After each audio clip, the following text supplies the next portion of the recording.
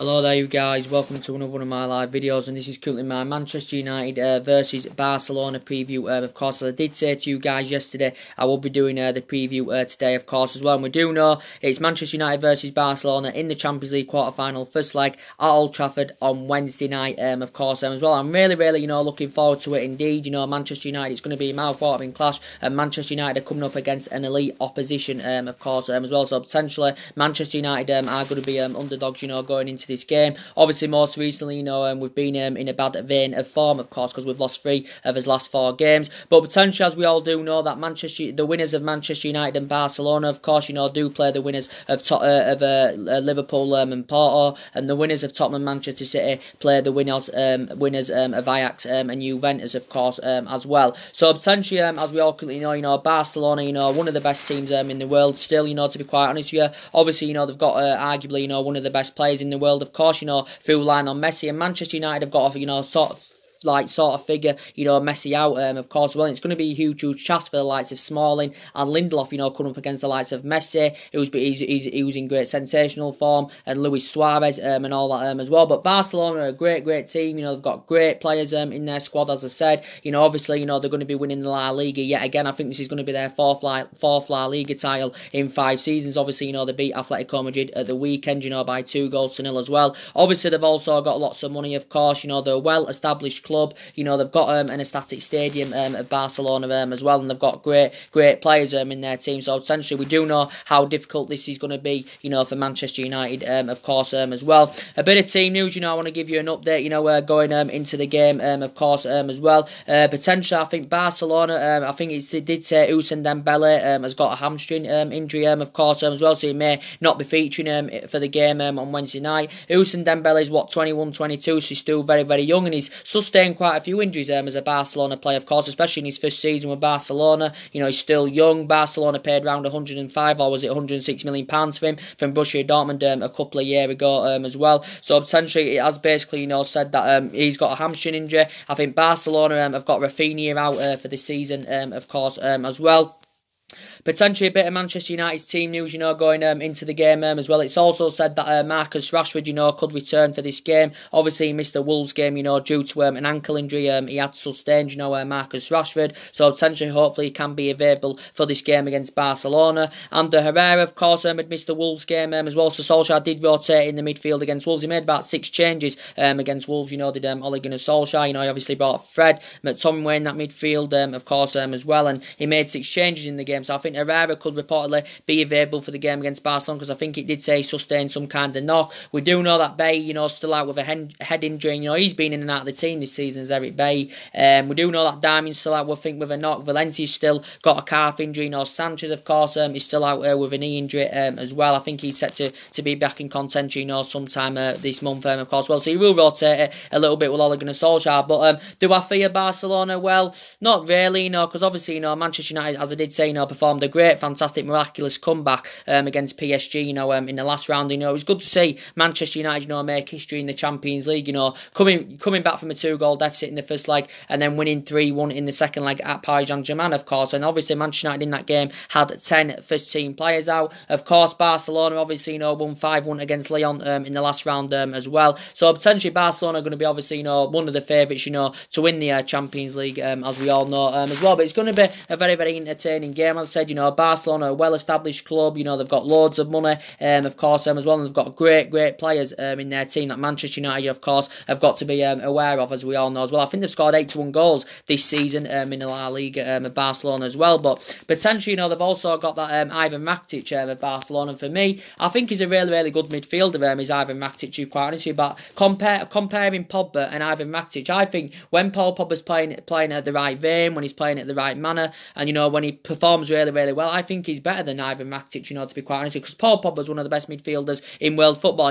when he's on his game and when he's playing really well. And I've analysed his performances, since Ole Gunnar Solskjaer's come in his 3 months or so, mainly, his performances have been absolutely fantastic. I know in the last couple of games, Paul Pogba's performances, have been a bit below par, of course, and this is why maybe Ole Gunnar Solskjaer's been thinking about, considering a tactical swift for Paul Pogba, rotating him in a different position, and maybe Ole Gunnar Solskjaer wants to maybe see a different side of of Paul Pogba's game, of course, as well. But look at the difference. Ivan Rakitic's got a really, really good pedigree. Obviously, the majority of his silverware he's won has obviously become at Barcelona. I think he's been at Barcelona since like 2014, hasn't he? So this is like his fifth season with Barcelona now. Ivan Rakitic is, but essentially now he's aging up. He's Ivan Rakitic. He's 31 years of age now. He's Ivan Rakitic. There has actually been a lot of rumours going on saying that he could leave Barcelona this summer, because obviously Barcelona have obviously got Frankie de Jong coming this summer, as we all know as well. Initially they agreed a £65 million fee with Ajax last summer for Frankie de Jong, but it's a year in advance, so Frankie de Jong is going to officially join Barcelona this in the new season, of course. Well, and reports have been coming out saying that when Frankie de Jong does arrive at Barcelona, that Ivan Rakitic could be surplus to requirements, and there's been speculation of him leaving. It did say that Manchester United have showed an interest in him as well. He's still got a contract with Barcelona until 2021,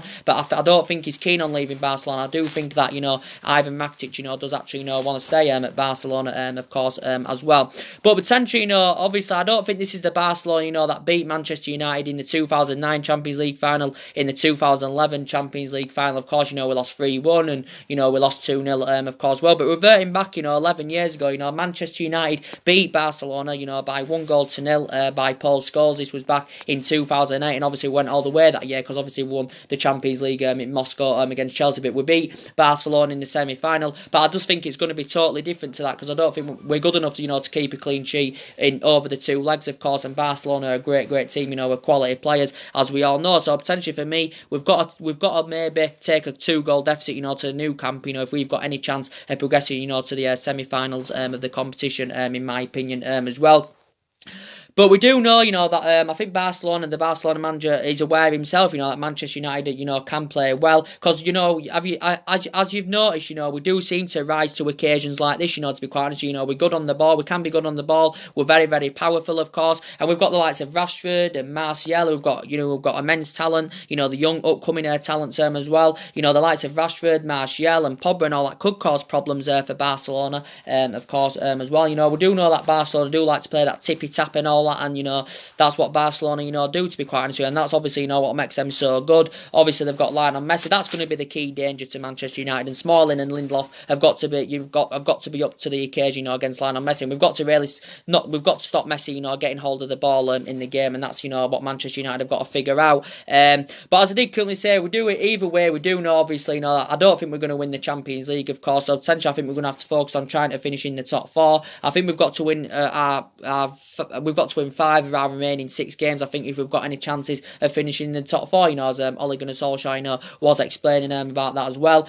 We do know definitely that investment is needed into Manchester United this summer. I think Ole Gunnar Solskjaer wants 5 new additions to come to Manchester United this summer, of course, as well. But it's very, very essential. We've got to get the right players this summer. I think Solskjaer is expected to orchestrate a big summer clear out as well. Obviously, there's still some players coming to the end of the contracts, but now obviously Ole Gunnar Solskjaer has got the job permanently. He's been in regular contact with Ed Woodward. What players should come in, what players should stay, and what players should leave Man United in the summer. The most essential thing is we've got to get the right players that have got the ability to elevate Manchester United in the next 2 to 3 years, of course, as well. But it's good that Ole Gunnar Solskjaer has expressed an interest in quite a few young age upcoming talents, of course, as well, and a lot of British players he showed an interest as well, as Ole Gunnar Solskjaer. But maybe for me, Manchester United, maybe should spend the money wisely this summer rather than spending £100 million on one player. We could maybe get 2 or 3 players for £100 million, or just more than £100 million, of course, as well. But Ole Gunnar Solskjaer, of course,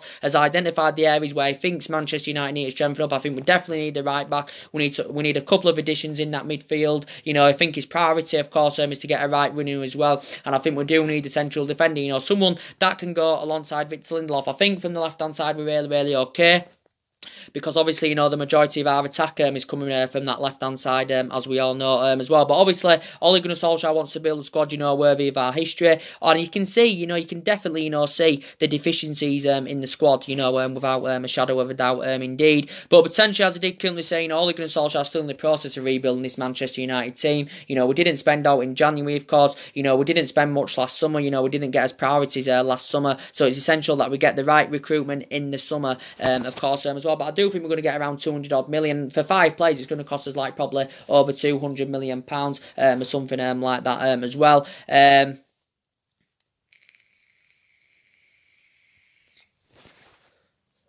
But as I did currently say, guys, obviously the most essential thing is that obviously we get a director of football to come in. Obviously, Man United are trying to hire a director of football to come in, to change the club structure and all that, which is very, very essential indeed. And there's been a few candidate names, being mentioned, to take that director's role at Manchester United. And reports were coming out yesterday and all that I was hearing. There's been talks about Edwin van der Sar, coming to take the director's role at Manchester United. And obviously, he's the ex-Manchester United goalkeeper. He served 6 years at Manchester United, of course, under Alex Ferguson. He won 4 Premier Leagues. He won the Champions League. He won the 4 Premier Leagues. He won the Champions League. He also won the League Cup at Manchester United as well. Did Edwin van der Sar, of course. Well, obviously, I think Edwin van der Sar has admitted himself he could return to the club, to take to become the director of football. Currently, at the moment, Edwin van der Sar is the CEO at Ajax, as you are aware of, and he actually played for Ajax, during his playing career. Did Edwin van der Sar? He also played for Juventus, I think, Fulham, and Manchester United. I think paid around £2 million for him from Fulham, of course, back in 2005. We had him from 2005 to 2011, of course, well. But now, as it stands, he's the CEO Ajax. But I think a few candidate names have been mentioned. We know there was talks about Paul Mitchell, before as well. But it's essential that we've got to get a director of football, to come in as well. But essentially now I want to update you on some transfer rumours that are going on. As we do currently know, there could be a lot of players, leaving Manchester United this summer, believe it or not. And that's including De Gea and Paul Pogba, of course, as well. Because as it's basically said in relation, to Solskjaer's basically said that he thinks that De Gea will stay. He thinks that Pogba will stay. And I don't think Solskjaer will let De Gea or Paul Pogba, leave Manchester United, to be quite honest with you, as well. And there's been a lot of talks going on about David De Gea. And he's another player that could possibly leave Manchester United. Because obviously Manchester United have yet to come to an agreement to get him a new contract, of course, David De Gea. I think David De Gea is demanding that he wants to be one of the highest paid players at the club, and I think he's demanding wages of around £350,000 a week, is David De Gea, of course, as well. So this is potentially what David De Gea wants. Manchester United have been in talks of getting him a new contract, of course. He is still under contract here with Manchester United till 2020, because obviously last year Manchester United activated a 12-month extension on his current contract, of course, as well. And David De Gea has been a great servant to Manchester United. This is his 7th, 8th season now at the club. Obviously, he's made over 300 appearances for Manchester United. He's made 100 Premier League clean sheets. He's won the Club's Player of the Year 4 out of 5 seasons. He's won everything here domestically as well, as David De Gea, of course, as well. But he's demanding wages of around £350,000 a week. Real Madrid, of course, have been long admirers of the player. Of course, now it's saying that PSG have reportedly showed an interest in David De Gea, and reportedly they're willing to meet his £350,000 a week wage demands, reportedly. But it did say Man United are not willing to meet his £350,000 a week wage demands. This is why we haven't come to an agreement to get him a new contract. Yeah, I think he does want to commit his long-term future in Manchester United, but he's demanding £350,000 a week. But now there's been a lot of talks going on. If Manchester United are forced to sanction David De Gea off this summer, because obviously if we can't come to an agreement to get him a new contract, we obviously want to cash in for him this summer rather than let him go on a free, the summer after, of course, as well. So reportedly now, Manchester United reportedly emphasised, 2 targets who could possibly replace David De Gea if David De Gea is to leave Manchester United this summer, and that's Everton's Jordan Pickford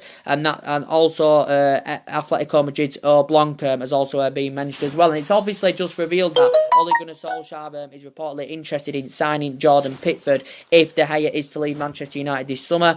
Jordan Pickford was spoken about before, and I think his name got mentioned last year, did Jordan Pickford. I think at the time we had Mourinho, I think Mourinho was interested in Jordan Pickford, because Jordan Pickford is a really, really good keeper, to be quite honest with you. His performances in the World Cup for England last summer, were really, really good indeed. I think Everton paid around £25 million for him from Sunderland a couple of years ago as well. He was actually a lot of teams on loan, but Everton bought him from Sunderland for around £25 million. And if Man United are to make a move for him this summer, if De Gea is to leave, I think it's going to cost Manchester United around £60 million or something like that. If I'm right, I think he's got a contract with Everton until 2024 as Jordan Pickford as well. So reportedly he's been mentioned in the media. So Solskjaer's interested in him if De Gea is to leave. We do know that also, Blanc has also been mentioned as well. That Atletico Madrid goalkeeper. Again, he's not going to come cheap. He's going to cost us in the excess of around £80 million or something like that as well. So hopefully we can come to an agreement, to get David De Gea a new contract at the club as well.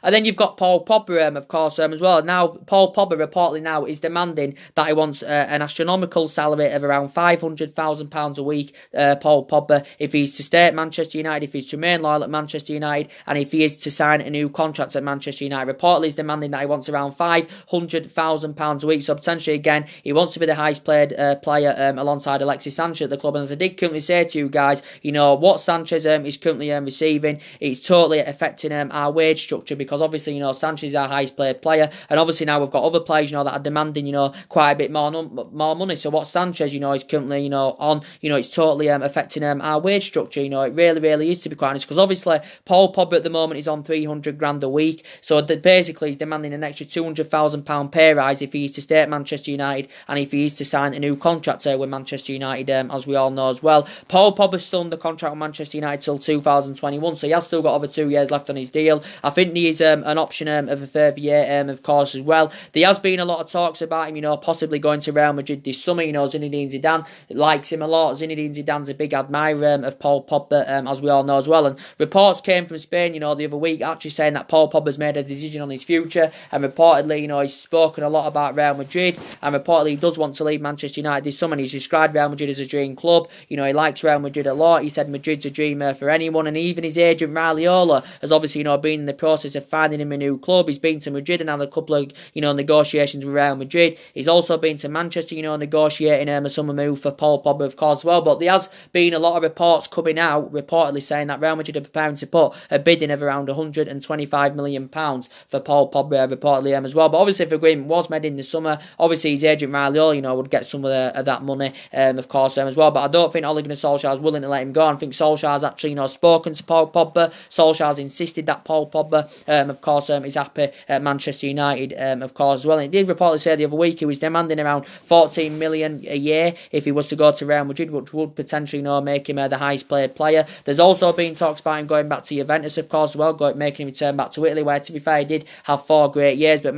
this is his 3rd season now at Manchester United, and Manchester United paid just over 18. Well, it was £89 million, so potentially he's our most expensive signing, of course, as well. So potentially Ole Gunnar Solskjaer's priority as well is to keep hold of De Gea and to keep hold of Paul Pogba in the team, of course, as well. So at the moment, Pogba's future is up in the air, as we all currently know. And as I did currently say, you know, there's players out there, you know, that are available for a reasonable fee, who Manchester United, you know, could get this summer. Or, you know, you've got, you know, there's been talks about Toby Alderweireld, and obviously we're in search for a centre-back, you know, someone that can go alongside Vince Lindelof. And Toby Alderweireld, you know, he's going to be available for a reasonable figure in the summer. He's going to be available for around £26 million. And obviously, he was a Manchester United target last summer with Toby Alderweireld, you know. Obviously, we know there's much better out there than Toby Alderweireld, because obviously, Alderweireld can prove to be a world-class central defender, but we do know, I've got reservations about him now. He's aging up now. He's just not too long ago, you know, turned 30 years of age, as Toby Alderweireld, of course. But obviously, Tottenham last year activated a 12-month extension on his current contract.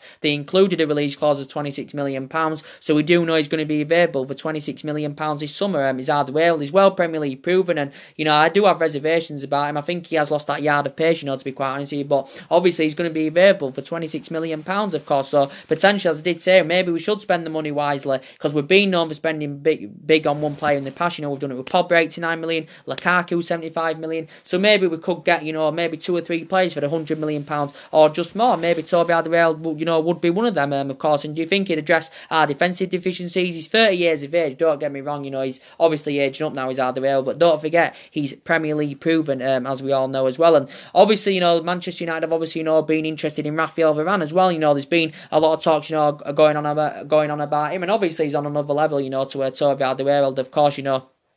Raphael Varane's obviously, you know, 25 years of age, of course, but again, he's going to cost us quite a bit of money, you know, if we've got any chance of getting him this summer. You know, obviously, I think it'll cost us around £100 million. Raphael Varane has got a release clause of around £429 million in his deal with Real Madrid, of course, and also that's his release clause in his deal with Real Madrid. I think this is his 8th season now at Real Madrid, is Raphael Varane's, of course, as well. He was also very good in the World Cup with France, and it's said a few teams have been interested in Raphael Varane. I think us, Paris Paris Saint-Germain have also been interested in Raphael Varane as well. I think it also said that Juventus have also been interested in Raphael Varane. So there's been a few teams that have been interested. We still got a contract, with Real Madrid until 2022, as we all know, as well as Raphael Varane. But yeah, Man United have been interested in him. He's done really, really well in Spain. With Real Madrid, he spent the majority of his career in Spain with Real Madrid. I think he's won about 15, 16 major honours, is it? Or something like that as well. He actually began his career in France, with Lens, and I think he's made about 270 appearances in all competitions for Real Madrid as Raphael Varane. But reports have been coming out from Spain saying that he's reportedly considering leaving Real Madrid this summer, but I don't think Zinedine Zidane,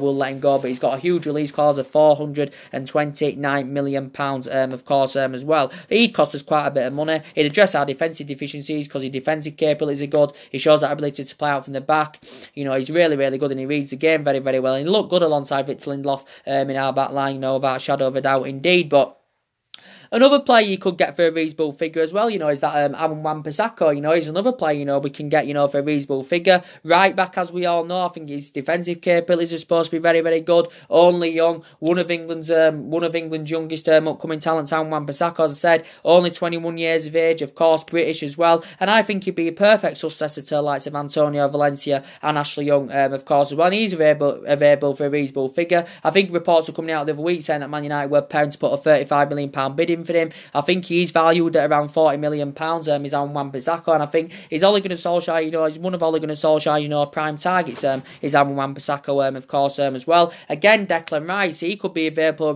for a reasonable fee as well. Declan Rice, I think he's mainly a defensive midfielder, but he can also operate as a centre-back, and I do think we need a centre defensive midfielder, that's fast and tenacious, without a shadow of a doubt. And Declan Rice is 20, British again, he's had a great season with West Ham reportedly this season, he's had a good season with them, and he's under contract with West Ham until 2024, of course, as well. So Manchester United have also, been interested in Declan Rice, of course, as well. And Solskjaer reportedly wants Aaron Wan-Bissaka on Declan Rice. He also mentioned that he's interested in Chelsea's Callum Hudson-Odoi again. Callum Hudson-Odoi, 18 years of age, of course, can play as a winner, can also play as a forward, of course, as well. Can Callum Hudson-Odoi. Callum Hudson-Odoi, I don't think probably Chelsea, will let him go this summer, of course, as well, because as the update on my video yesterday, it's looking like Eden Hazard's going to go to Real Madrid this summer, so potentially Chelsea have also got a transfer ban.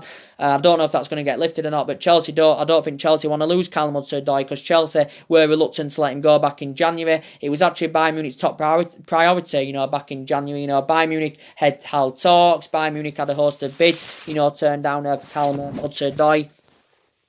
Back in January. It did say Bayern Munich were willing to offer him the number 10 shirt, of course, as well. But, Chelsea were reluctant to let Callum Hudson-Odoi go. But now reportedly Manchester United have showed an interest in Callum Hudson-Odoi. He's got a contract with Chelsea till 2020, as we all know. I think Chelsea have been in the process to try and convince him to sign a new contract, of course, as well. But Bayern Munich, may revive their interest in Callum Hudson-Odoi this summer. It's also said that Liverpool have had talks with his agent, of course, as well. So there's been quite a few teams interested in Callum Hudson-Odoi, but I think reports came out the other week saying that if Chelsea are willing to negotiate, they'll demand the one around over £40 million for Callum Hudson-Odoi. But obviously, he's got strong reservations about his game time, as we all know. I think he just recently, made his first Premier League start for Chelsea as well, of course. But I think he wants to seek first team football week in, week out. And he hasn't really been getting in the Premier League with Chelsea. I think he's been featuring more in like the cup competitions for Chelsea, but I don't think Chelsea would want to lose Callum Hudson-Odoi, to be quite honest with you, as well. But again, only young, 18, and of course British, as we all know, as well. And but we do know the club's number one priority target is obviously Jadon Sancho, as we all know, as well. And there's been a lot of talks about Jadon Sancho. There's been a narrative going on about it now for the last 4 or 5 weeks, as we all know as well. And I think it'd link up very, very well in our attacking line, alongside the likes of Rashford and Anthony Martial, of course, as well. But for me, Jadon Sancho, he's going to cost us a lot of money. He's going to cost us a 9-figure sum of probably around £100 million if we're to get him. According to Borussia Dortmund, he's not even for sale. And I think Borussia Dortmund, are adamant, that he's going to stay at Borussia Dortmund, next season, of course, as well. But Manchester United, I think it's still the club's number one priority target, and we need someone that can play between the bylines, someone that can put crosses into the box, of course, as well. And Jadon Sancho, is capable of doing this. He's got a contract with Borussia Dortmund till 2022, as we all know. He's got immense talent. He's one of England's youngest upcoming talents as well. He's just turned 19 years of age, not too long ago, so he's still got a lot of years ahead of him, as Jadon Sancho. And, if we were to come to an agreement to get him in the summer, Obviously, he'd making the most expensive English footballer ever, of course, as well. But I think he's the club's #1 prize tag. So we do need someone young and ambitious on that right hand side. But he's obviously had experience of playing in English football, because obviously he's an ex-Manchester City player. You know, he served a couple of years with Man City. You know, did Jadon Sancho, but he never got in his first team. He never got guaranteed to play regularly in the first team. So this is why he left a couple of years ago as well. And Borussia Dortmund, you know, don't forget, you know, have been known, you know, for doing business with their players, as we all know as well. But I think Sancho has attracted interest, you know, from quite a few teams across Europe as well. So there's also been a lot of talks about him, you know, going on as well. But yeah, as I reverting back to what I said earlier on in the video, I think, you know, we need some new additions into that midfield. Of course, as I did say, looking like Herrera's on his way out this summer, of course, as well. I think he's been a great servant to Manchester United. Pogba's future's still up in the air. We've got Nemanja Matic, and Matic, I've analysed these performances under Ole Gunnar Solskjaer, and I think overall they have improved. His distribution's improved. He's looked more effective in his passing, but I think since he's recovered from injury, you know, he's been pretty poor. He's been ineffective in that midfield. He's slowed that midfield down, you know, Nemanja Matic, and of course he's aging up now. So I think we need a centre defensive mid, you know, that's fast and tenacious, and we need someone in that midfield that can go alongside the likes of Pogba and Matic, of course, as well. And one of the targets we've been interested in him is, you know, Saul Niguez. You know, there were talks about Saul Niguez, you know, quite a few days ago. You know, the Atletico Madrid midfielder. It said that Manchester United have reportedly, you know, showed an interest in him. Saul Niguez is 24, I think. He's Spanish, of course. Well, he's obviously spent the majority of his career with Atletico Madrid. You know, graduated from their youth system. I think he's gone to make over like 200 odd appearances, you know, for Atletico Madrid. Obviously, I think he's versatile as well. This player, he can play as a defensive mid, he can play as a central mid, he can also operate on the right as well. Can Saul Niguez reportedly as well. But he's got a release clause of £128 million in his deal with Atletico Madrid, of course. And he did indicate the other day that reportedly he wants a Premier League move. But I think he can fulfill the number 6 role. He can also fulfill the number 8 role. So do you think he'd blend well in our midfield, Saul Niguez? You know, if Manchester United were to come to an agreement to get him this summer, I think Atletico Madrid themselves, from their perspective, will probably demand that release clause of £128 million. Of course, needs to be triggered as well. So there has been talks about that also going on as well.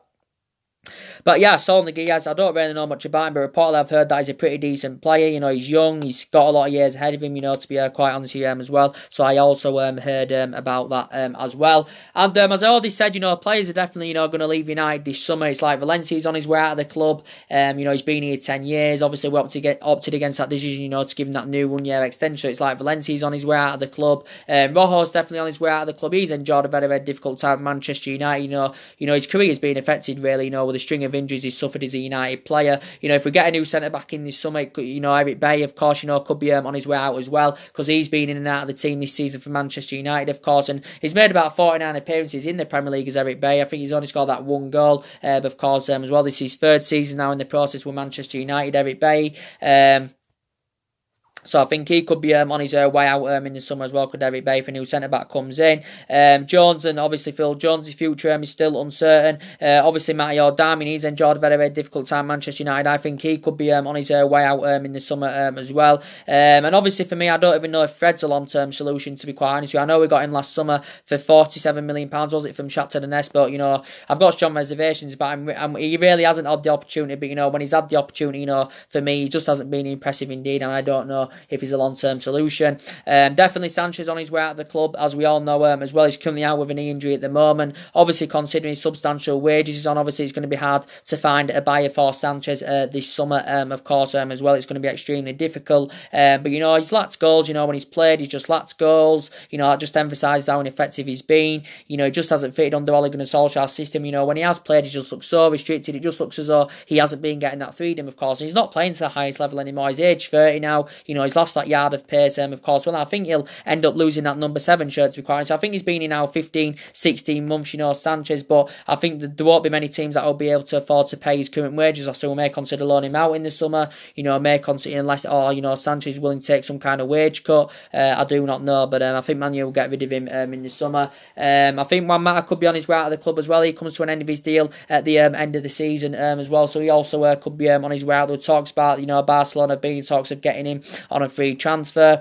I think Lukaku's, I think a lot of Man United fans have actually, said that Lukaku should move on in the summer as well. Obviously, we paid £75 million for him a couple of years ago. And Lukaku, for me, I've got reservations about him. His goal scoring form's very, very good, but I've got reservations about Romelu Lukaku, to be quite honest with you. His first touch concerns me. His finishing's poor. He doesn't get enough and then runs in behind, to be quite honest with you. And he's got a good pedigree in the Premier League. And to be fair to Lukaku, he does perform very, very, he does seem to perform well, when he's getting that support up front, of course, because before the international break, he regained his position, did Lukaku. He was looking very, very effective alongside Marcus Rashford in our front line, to be quite honest with him as well. But we could consider moving him on in the summer, of course, as well. I also want Ashley Young out of this club as well. I don't know if it'll be in the summer or whether it'll be, when his 1 year extension expires. But he's 33 years of age now, is Ashley Young. By the time the 1 year extension expires, he'll be nearly 35 years of age, of course. And over the years, he's been a good servant, just like Valencia's been a good servant. But, obviously, it was good when he was a winger, back in the day, Ashley Young. But I think we've had his years out of him now, and I think, he needs to move on, does Ashley Young. And we need an upgrade on that right-hand side. And I think Alman Bissaka would be the right candidate, to come to that right-back position, of course, as well. So yeah, as I said, guys, that's mainly everything to update with today. This is going to be a big game, as I was saying, between Manchester United and Barcelona. As I did say, Barcelona have got an ecstatic stadium, of course. Obviously they've got arguably one of the best players in the world still, through Lionel Messi. The club's well established, of course, one of the richest clubs in the world. They've got a lot of money, of course, as well. So obviously we've got to sort of figure Messi out, and that's what Manchester United have got to do, of course. They've got Philippe Coutinho in that team as well. I forgot to mention, he's obviously, been very, very poor for Barcelona. He hasn't really been given the chance at Barcelona, to be quite honest with you as well. But all can happen in football, all can happen. We beat them 11 years ago in the semi-final of the Champions League. Paul Scholes had scored that goal as well. More things we'll probably update on, the news of Rashford. I think it did say he could be fit for this game against Barcelona because he missed the Wolves game. He sustained an ankle injury. Herrera suffered a knock injury, so he could be available to play against Barcelona, of course. Well, obviously they're going to win the La Liga again. Obviously, Barcelona. I think this is going to be the fourth La Liga in 5 seasons, of course. But as we're comparing, Pogba and Ivan Rakitic, I think Pogba, when he's playing in the right vein, and what he's mainly shown under Ole Gunnar Solskjaer since Solskjaer's coming, I think Pogba is as good as Ivan Rakitic. To quite honest, Pogba's young compared to Rakitic. Pogba's 26, isn't he? Ivan Rakitic is 30, 31 now. So basically, Ivan Rakitic is like 5 years older than Paul Pogba, of course, as well. But what he's achieved, Rakitic, he's done really, really well indeed. To be quite honest with you as well. But as I said, we've got the right man in charge at Manchester United, as we all know, in Ole Gunnar Solskjaer.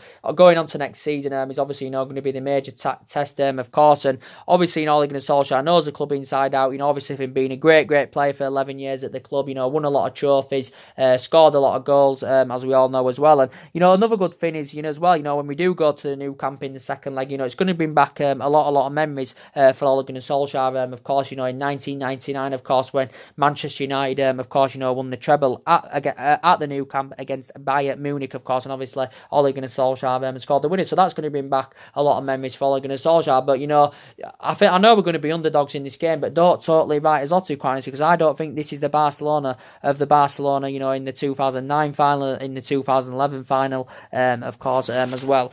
So anyway, guys, drop your comments, likes below on the channel, guys. If you do, consider subscribing to my channel as always, and take care. God bless, and I'll be back with more live videos very, very soon. Thanks for watching.